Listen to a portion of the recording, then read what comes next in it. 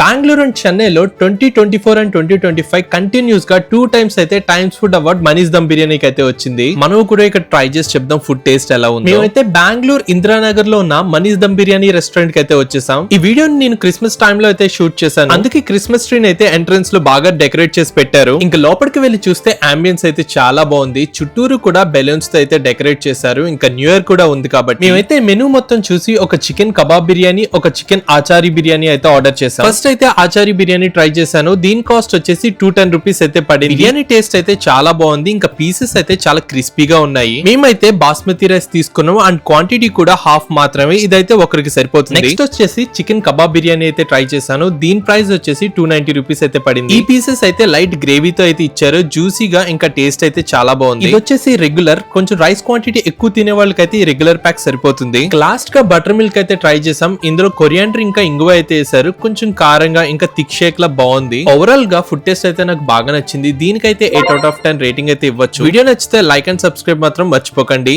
Bye.